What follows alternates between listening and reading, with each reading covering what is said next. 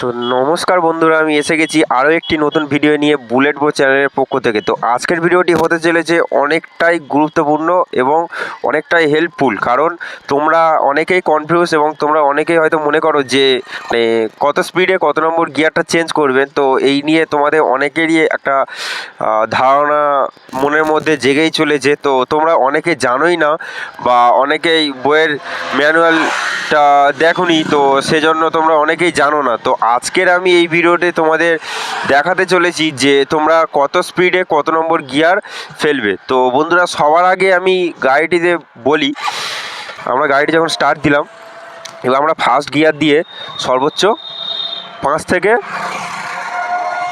10-এর মধ্যে second gear ফেলে দেবো। তো দেখো 10 হয়ে গিয়েছে, আমরা সেকেন্ড গিয়ারটা ফেলে দিলাম।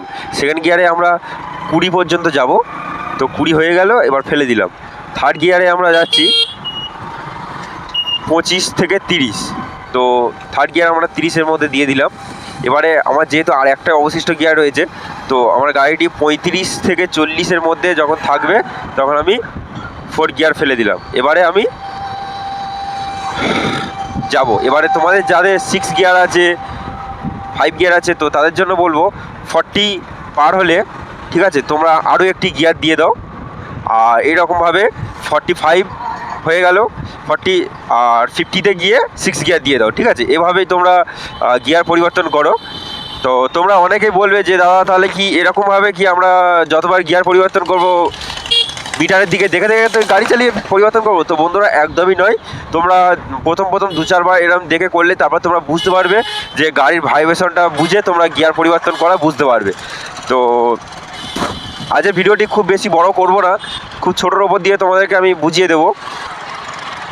তো এইভাবে তোমরা করবে। তো আরেকবার তোমাদের আমি দেখিয়ে দিই, ভালো করে বুঝে নাও।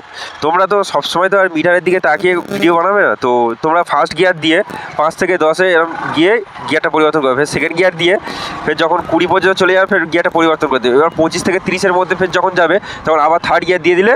এবার এরপরে যখন থাকবে 40, এবার ফোর্থ গিয়ার দিয়ে দিলে।